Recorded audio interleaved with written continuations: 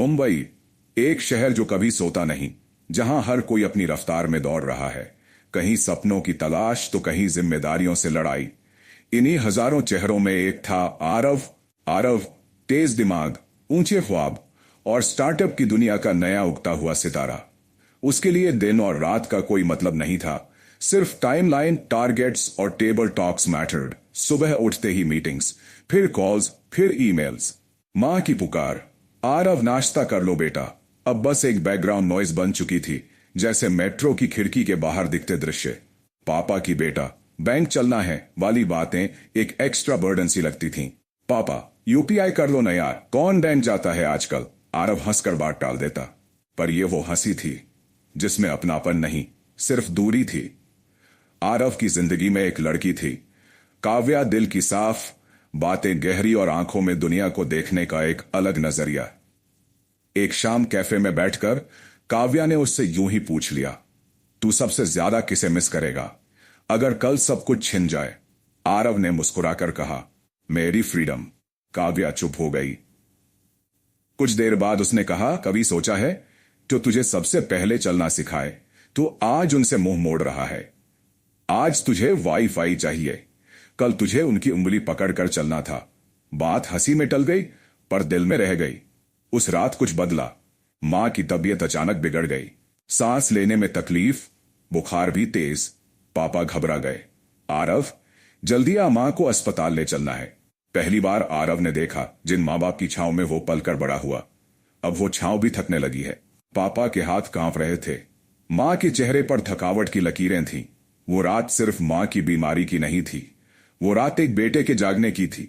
अगली सुबह आरव ने पहली बार अपनी मीटिंग्स कैंसिल की। मां को हॉस्पिटल ले गया, दवाइयां ली और हर रिपोर्ट खुद पढ़ी। पापा को लेकर पुराने दोस्तों के पास गया, जिनसे वो बरसों से नहीं मिले थे। धीरे धीरे कुछ बदलने लगा। अब हर शाम आरव घर जल्दी आता, मां के साथ टीवी पर पुराने गाने सुनता, पापा के साथ ताश खेलता।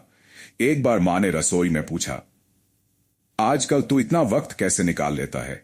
आरव मुस्कुरा दिया, शेयर मार्केट और रिश्ते, दोनों में टाइम पर निवेश जरूरी होता है मां। आरव ने एक बार अपने पापा से पूछा, पापा जब मैं छोटा था और रात को डर के मारे रोता था, आप क्या करते थे। पापा बोले, तेरे सिर पर हाथ रखकर तुझे कहानियां सुनाता था और खुद डर को बाहर खड़ा कर देता था। उस रात आरव देर तक जागता रहा, अपने पुराने एल्बम्स देखता रहा। मां की गोदी में सिर रखकर वो सारी कहानियां फिर से सुनना चाहता था। आखिरकार वो दिन आया जब आरव का स्टार्टअप लॉन्च होने वाला था। बड़ी बड़ी हस्तियां, मीडिया, निवेशक सब बुलाए गए थे। सब सोच रहे थे आरव किसे मंच पर साथ लाएगा, उसका को फाउंडर, इन्वेस्टर, सीईओ। लेकिन जब स्टेज पर माइक हाथ में लिया, उसने कहा, जो मैं हूं उनकी वजह से हूं। पहले समझ नहीं पाया, लेकिन अब हर वो कॉल उठाऊंगा जो दिल से आती है। वो मुड़ा और मां बाप को मंच पर बुलाया। मां की आंखों में आंसू थे, पापा की आंखों में गर्व। हम भागते हैं करियर के पीछे, पैसे के पीछे, वैलिडेशन के पीछे, पर जिन लोगों ने हमें चलना सिखाया, बोलना सिखाया, वही अगर इंतजार में रह जाएं, तो हमारी जीत अधूरी रह जाती है।